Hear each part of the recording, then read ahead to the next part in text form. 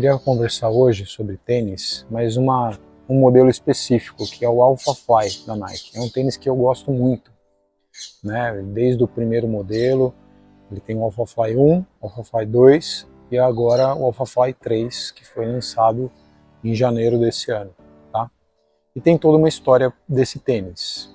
Esse tênis em 2020 foi o tênis que o Kipchoge usou antes da data da Olimpíada, antes inclusive da pandemia do Covid, para fazer a quebra da maratona em 2 horas. Ele fez uma prova extraoficial, ele sozinho correndo, com a ajuda de alguns outros corredores que corriam na frente dele para cortar o vento, em condições especiais, para que a maratona ficasse abaixo das 2 horas. Ele conseguiu fazer os 42 quilômetros abaixo das 2 horas, teve uma situação de hidratação bem adequada, o lugar era plano, as condições climáticas em temperatura e vento também eram ok, e ele conseguiu fazer a maratona abaixo de 2 horas numa prova extraoficial. É lógico que isso não foi oficialmente dado como uma maratona abaixo de 2 horas, porque quando a gente tem que fazer uma quebra de recorde, tem que ser numa prova, tem algumas condições climáticas também para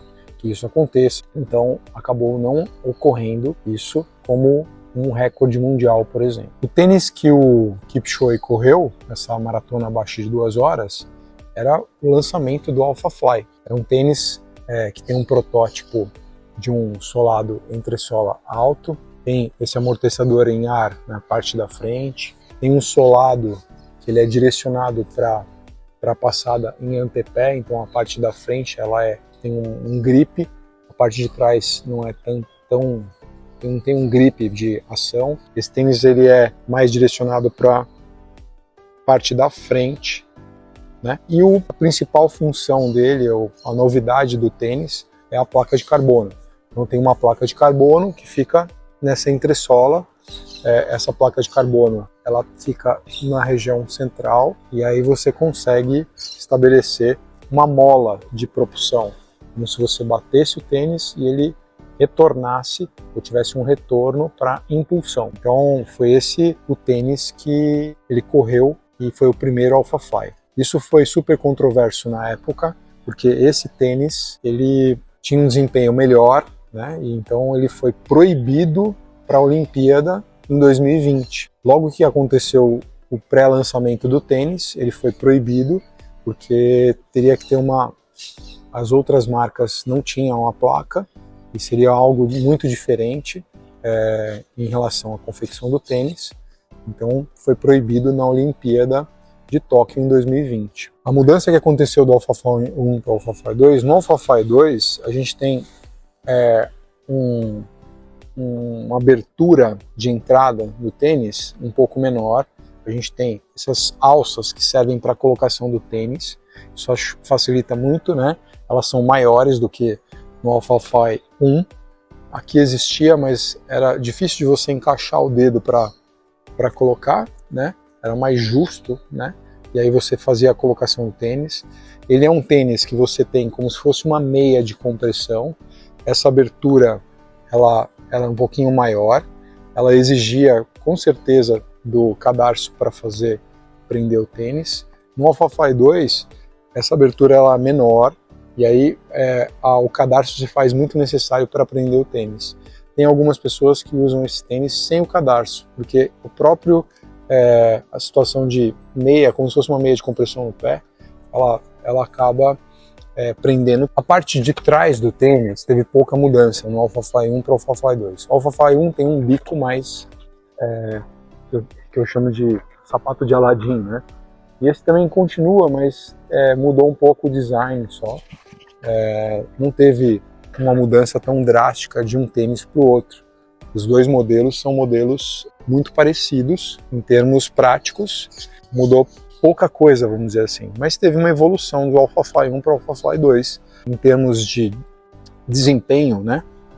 A propulsão dele, né? As coisas que aconteceram em relação à parte técnica. É um tênis que é um pouco mais instável, você tem que acostumar com ele. Eu demorei uns 6 meses para acostumar com esse tipo de tênis, porque ele exige um pouco mais da musculatura posterior da panturrilha, por causa do uso muito do antepé, então você tem que ter uma panturrilha forte, senão você pode, não acostumado com isso, tem algumas lesões de tendão calcâneo na parte posterior e na panturrilha, musculatura posterior da perna, por causa desse desempenho mais na região anterior e a propulsão que ele proporciona nessa situação, que é como se fosse um L, né? Você tem a parte do pé aqui e o L continua até a perna, até o joelho. E em janeiro desse ano foi lançado o AlphaFly 3, ele mudou algumas coisas. Primeiro, essa subdivisão de sola, né? Ele fica inteiriço aqui. Então, a gente tinha uma sola em que você tinha uma divisão, né, de sola, voltada completamente para a parte da frente como propulsão. Esse tênis ele não tem essa divisão da sola, também é voltado para a parte anterior, tá?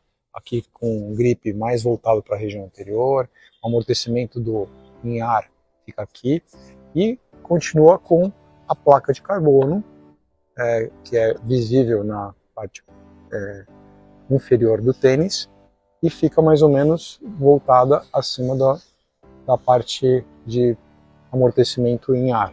A abertura do tênis manteve igual do AlphaFly 2. A alça para pegar e conseguir colocação do tênis, ela foi retirada da parte anterior. Aqui a gente não tem a alça, mas a gente tem um biquinho na língua que ajuda na colocação do tênis. Isso ajuda muito para quem também faz triatlon e tem a transição, para ser uma transição rápida e colocação do tênis. Se a pessoa se acostumar com isso, vai ficar muito mais fácil de colocar o tênis, ainda mais quando tem essa base como se fosse uma meia de compressão, né? Então esse é o AlphaFly 3, foi lançado em janeiro, mas teve seu protótipo utilizado na maratona de Chicago em outubro. E na maratona de Chicago em outubro de 2023, o Kelvin Kiptum, um queniano, ele usou esse tênis como um protótipo, ainda não tinha sido feito o lançamento, tá? E esse tênis foi utilizado pelo Kelvin Kiptum e ele quebrou o recorde mundial da maratona em 2 horas e 35 segundos, o que deu uma velocidade média quase superior a 21 km por hora, né, ou próximo de 21 km por hora, e quase fez a maratona abaixo das 2 horas, que é uma situação que todo mundo está aguardando, essa quebra de recorde mundial e baixar a maratona abaixo de 2 horas. Foi um feito excelente, esse recorde foi estabelecido. Em janeiro, esse tênis foi lançado no dia 4 de janeiro, né, para venda, comercialização normal, super difícil de comprar até agora, mas que deve emplacar e ser um tênis muito bom, continua leve, ele mantém a história da estabilidade, tá?